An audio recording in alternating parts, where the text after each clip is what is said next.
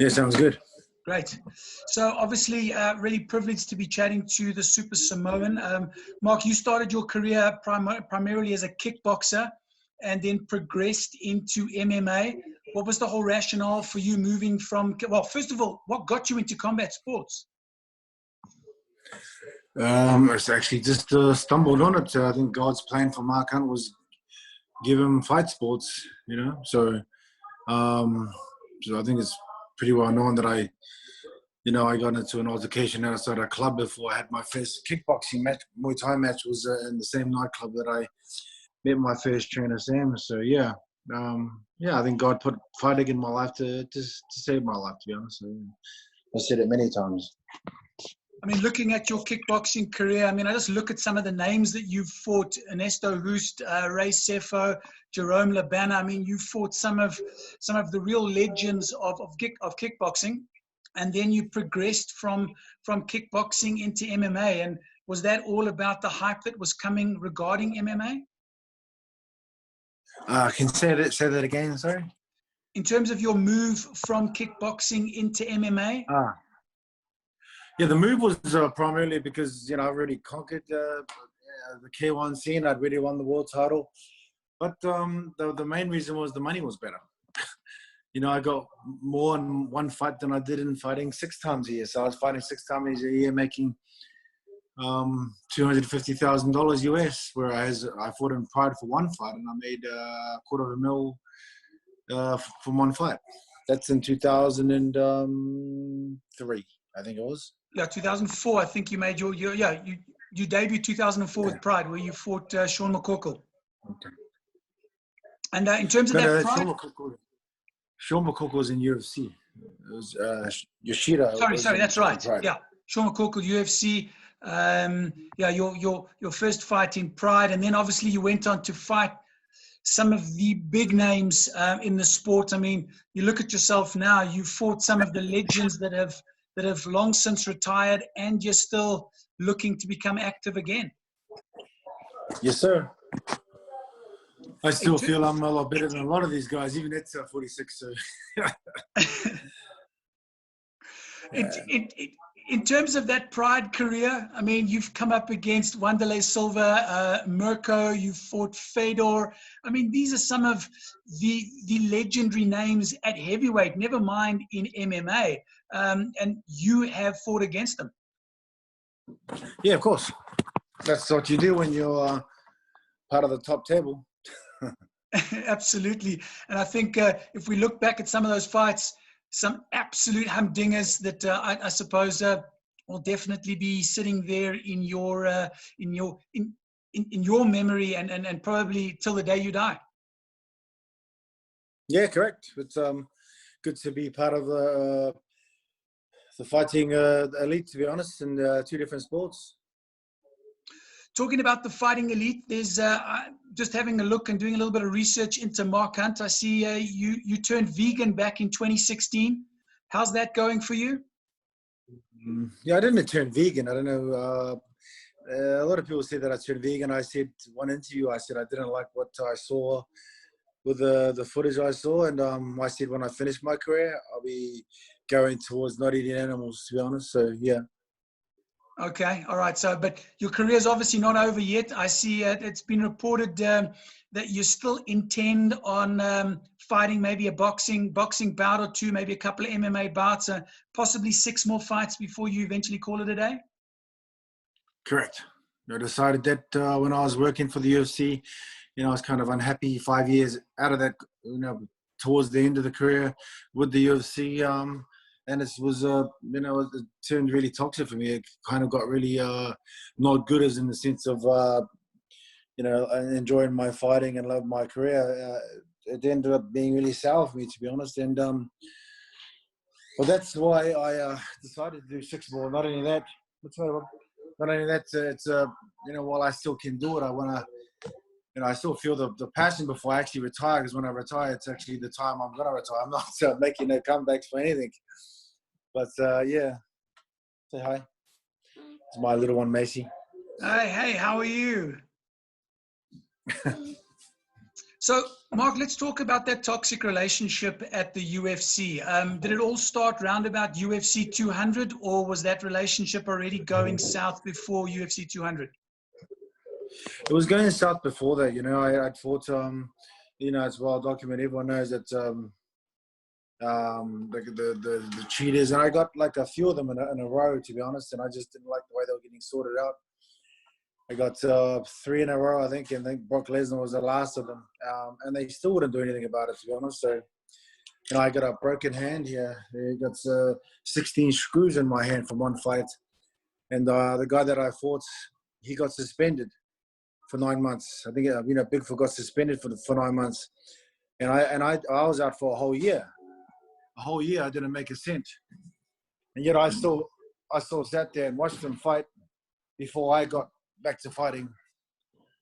So that was just something I was like, I keep telling them, what you're going to do about this guy? He's cheating. My record becomes a no contest. I don't move ahead in the ranks.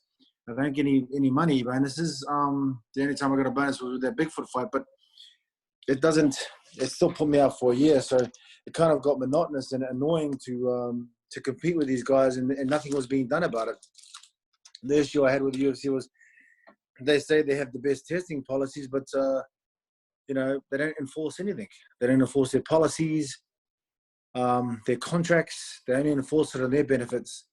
In the contract, my contract with the UFC with Brock Lesnar, it said in the contract that the UFC have the last right to take all the money off the guy if he's caught cheating. So when we found out he was cheating, we approached the UFC and said, okay, he's cheating. I'll take all his money off him. Don't give it to me. Just take it off him. We don't want him to earn a cent. So what the lawyer sent back to me was a letter stating that they've honored the obligation and contracts to Brock Lesnar. So that was the last straw of it all before it went even sideways with my career. So it wasn't the Brock Lesnar fight. It was a lot before that, coming towards that fight, that made it a lot hard to stay focused with that company, to not be so angry about not getting a fair deal or an even playing field. It just became monotonous, and I was like, why am I even competing at here? This is supposed to be the best in the world, but the only thing I can see here is these guys are just cheating, and it's the best cheaters that can get away with it in the world. There's no martial arts here. There's just, these guys are just cheating and getting away with it. And the company's they're actually just helping these guys get away with it, to be honest. I was kind of really upset about it. I mean, touch wood, no one dies, but if one of them dies and these guys do that, it should be a criminal proceeding, not civil. I'm the only one that's spoke up to do something about it, and I'm not scared about it. Like I said, I did it because I had to do it. I was sick of going through the same procedure with these guys because I was just going nowhere with it. They weren't doing anything about it. I keep, you can sit there and yell all you want. You still wouldn't get anywhere because they just say to you, we just got to put it through the procedure. We'll put it through USADA, and USADA's in their pocket. It's just garbage. The way they do their business practice, it's just criminal. The results that come out from these guys that are cheating come out after the fights, when the fights are done, when they've made their money. Why does it happen all the time? They do that. They say all these excuses like, because it came out after the fights. Does it come out after all the fights all the time? It's just, these guys are just lying blatantly to us. So for me as a competitor in the company, it just became sour, and I was going nowhere with it. I was like, and I just was over it. Every time I started doing interviews with them, I went to a sports psychologist and was saying, why am I feeling like this at this level? And he's like, well, as soon as you do your first interview, you're talking about this beef you have, these steroids, these problems you have, and you're already upset. So fight week, you're doing your interviews, and media day, media scrum, you're talking about all this, and still nothing's been done about it. So when you go towards the fight, you're like, stuff these guys. Why would I want to give any more of my blood for these guys so they can just, have entertainment? For what? For these guys that are cheating. So I got really sour for me at the end of my career with them, and it didn't matter at the end of the day because I wasn't going anywhere with them because after the the title, the 3 weeks title shot that I got in Mexico, it was just not good. So things turned sour and ugly for me as a competitor for the company, and I felt, why would anyone want to compete under these circumstances? I mean, not just my circumstances, and like saying these guys are getting away with it, but without having the Ali Act in their contracts, being underpaid. I'm one of the highest paid that used to be paid for working for that company, and I didn't even held the belt.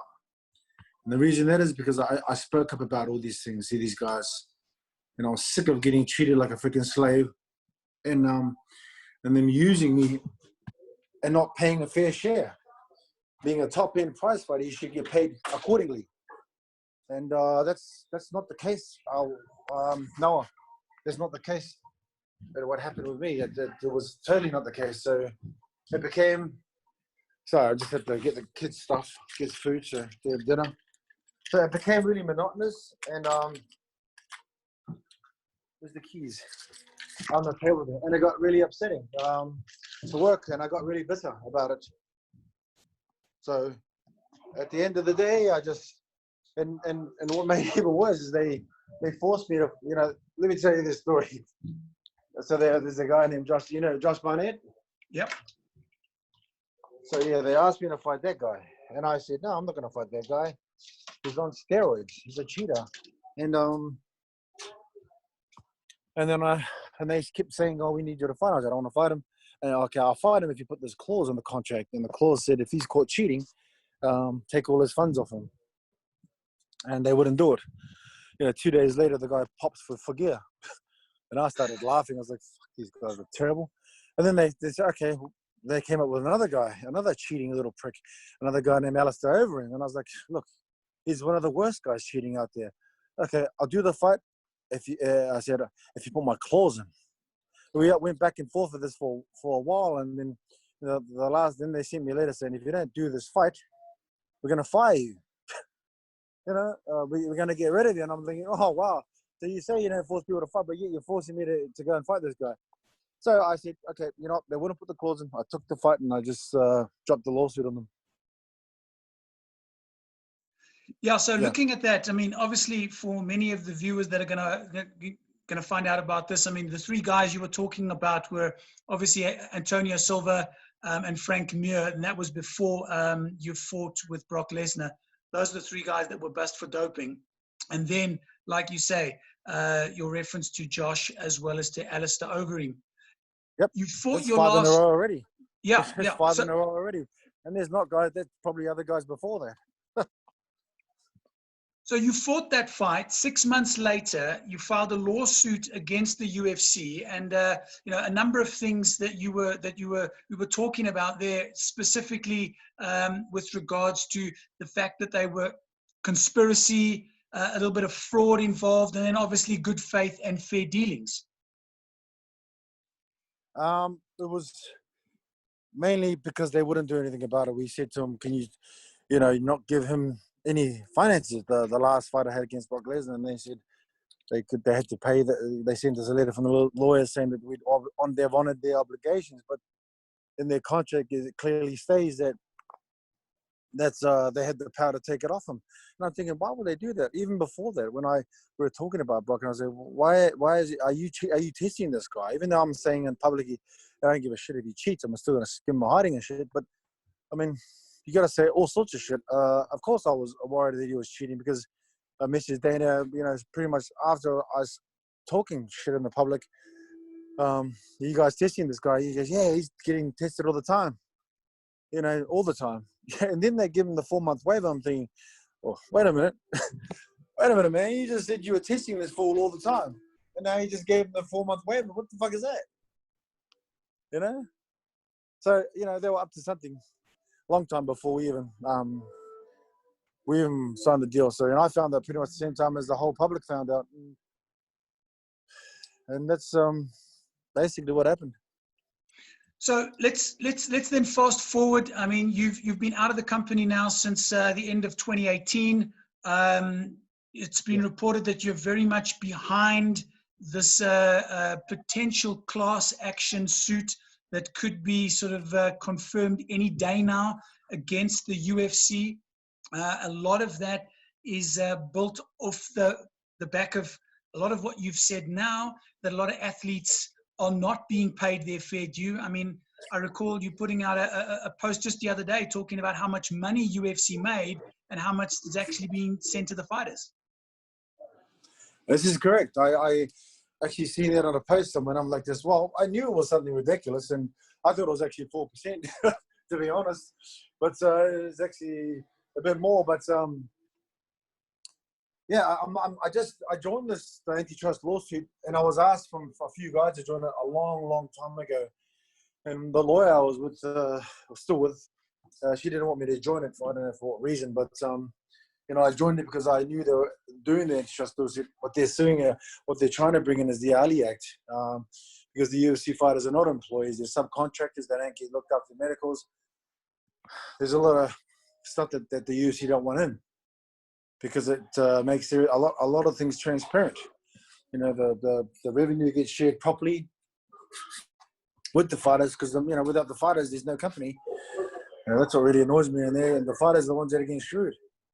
And the reason I'm passionate about this is because I was in that garbage. I was in that garbage company, and those guys were trying to screw me from the get-go. From every single fight, they try to make you get paid a little less with everything all the time. And you're the one going in there getting your face punched in. You know, yeah, so, yep. Mark, in terms of that Ali Act, obviously that was enacted back in 2000. That was there to protect the boxers, look after the promoters, make sure that there was a lot of good faith and good dealings taking place so that the boxers could at least earn a little bit of that money. That is, as I understand it, the foundation of what this class action suit is about, is to create something like that. But there have been a couple of moves over the last couple of years about unionizing fighters, particularly there in the UFC. Were you aware of that in your time while you were fighting there? Yeah, of course. I mean, I was pretty much in it with the rest of those guys, but the problem is there's too many chiefs, not enough Indians. Everyone wants to be, you know, and I think, I mean, the way I see it, all the fighters just grew a brain and an idea, said, look, I'm not getting paid this shit anymore, and I should get paid accordingly to where I sit in the ranking, you know? If they actually grew their brain, if you just started, you expect small. You don't expect to be paid the millions of dollars. If you're the champion, you should be getting paid back. If you're in the top 10, you should be getting paid back. There's no doubt in my mind you should be making money. They've got the lion's share of mainstream fighting. Everyone's watching, everyone knows. And people say all these bullshit excuses like this sports new and all this bullshit. Fuck out of here with that shit, man. It's just bullshit. But, yeah. That is the unionization. Yeah, that's I think that's still something that could happen. Whereas you need to have lawyers and fighters on that board, to be honest, because otherwise it's going to get really, you know, lawyers, unions also turn into gangsters also and start screwing companies also. But to be honest, but I think if all the fighters, you'd only need 51% of the fighters of any company to say they're not going to compete, and then the rest have to fall in line. And then the company has to start sitting at a table and talking about terms. Because if the fighters were smart, they'll do that. Because without them, they got nothing. The company's got nothing at all. And obviously the fighters start unionizing and this class action becomes a positive, or it becomes a confirmed class action. Then we'll suddenly see there's 6 of us. Yeah, there's 6 of them at the moment, but I think as soon as this thing gets passed, it makes a whole lot of the fighters that are involved, whether they like it or not. To be honest, I don't know. But I don't know. I don't think I can speak on it, to be honest. What's happening? But I think the information's out there already. To be honest. Yes. Okay, Mark. I don't want to take you away from your family too much longer. Just a couple of closing questions. Your thoughts? The UFC coming back in the middle of a global pandemic. Your immediate thoughts on that? Well, I mean, it's like everything else. They don't really care about anything else but part of making money. They're a business, and that's the way they do it. And you know, I mean, it clearly shows they don't give a shit about anything. They're telling everyone to stay home, but hey, let's watch these these fighters get punch each other in the face and get no. Let's watch these fighters punch each other in the face and then get ripped off. We'll pay them peanuts. Let's pay them peanuts while everyone the whole world watch. Let's give them fucking jack shit money and right, mate. Yeah, let's give these guys peanuts and watch them kill each other while we're all sitting at home. I think it's become a joke. To me, it's like I just start laughing about it because the fighters know they had the power. They just just say, you know what, fuck it, I'm not getting paid pittance. You know? Yeah. Don't you feel the same way? I mean, if you've been on my website, you'll see I've written about it. I really don't understand, and I think the fact that we already had Jacare Souza test positive, 2 of his cornermen test positive, and it was almost like, you know what, these things happen. I mean, for me, that already sort of says to me that there is a major power imbalance, and you obviously need the money as a fighter. You haven't been fighting for 2 months, so it'll be on my terms. Yeah, that's what makes me laugh because they're just screwing everyone. It's the same, the slap in the face. The same thing that happened with John Jones when they had he had something in his system. Even the USADA, that Jeff Novitzky said, we caught him with a picogram of something in his system. A picogram of something in his system. We caught it from him from the last time we tested him. Now, how the fuck would you know that? True. And the point is, even if he had a fucking picogram, he's still cheating. Whether you caught it from him from the last time or this time, why are you letting him compete? And they moved the whole fucking show for that dog shit cheater to a different state. And all the people that paid and went to, it just blows my mind how people that go and support that come and just sit there and take it. Fuck, just don't support them. You're not supporting the fighters, for honesty. You're paying. You're not supporting them at all. It's a joke. Final question, Mark. Final question. Let you get back to your family. You've been through it all. You've fought at the highest level as a kickboxer. You've fought at the highest level as a heavyweight MMA fighter. To those young athletes out there, what advice have you got for them in terms of dealing with promotions, signing contracts, and how to look after themselves to make sure they have a long, successful fighting career like Mark Hunt? It's easy, man. Yeah, the thing you need to do, man, is to know your worth. You don't need no management talking for you. I do all my shit myself. You can do it for yourself. I mean, from the stuff I've learned, a lot of managers are just crooked, man. They just take advantage of these fighters. You can do it all yourself, and you need to know how much money you're getting worth. Hopefully, by the time you guys come in, well, first off, you need to understand that fighting's for you, and if that's what your goal is to be. And I get asked all the time this about fighting. You know, at least have 1 fight or 10 fights to see if it's for you. Don't throw all your eggs in one basket. You know, otherwise you're going to be chasing this dream while you're young.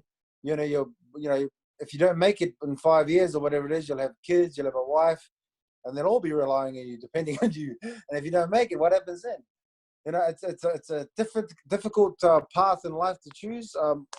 And I just feel if it's not for you, you know, if you're a circle and the fighting's a square, if it's not for you, just never gonna fit. And but if you're gonna chase the dream, you gotta make sure that that the people you surround yourself with are honest with you. To be honest with you, you know, they have your best interest, not just you know, like people that can't sing. You know, it's like, hey, it's a great singer. Go and try out for Australian Idol or South African Idol, whatever it is. And you hear them like, man, this person's, you know, tone deaf or something. And you got to make sure your friends are honest with you. To be honest, whether they actually can see you. You know, so you put yourself next to someone in the top of the world. You know, if you're a boxer, put yourself next to Tyson Fury, the Gypsy King, or Deontay, or someone like that, or Joseph Parker. You put yourself next to them and goes, well, can I dance with that guy? Have I got the right equipment for that guy?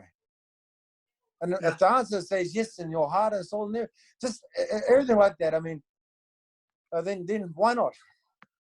I mean, the dreams are for free, but you got to chase them probably. But you know, the best advice I think is make sure it's your fit, and make sure you surround yourself with the right people to help you, to help guide you, and you know, and no take no shortcuts. Don't be like these guys that take shortcuts. You know, I mean, fighting's a hard business. You know, only like I said, only the top eat at the top table. Only the best eat at the top table. If you can't cut it, your kids don't eat, and that's the bottom line. Mark Hunt, Super Samoan, thank you so much for your time.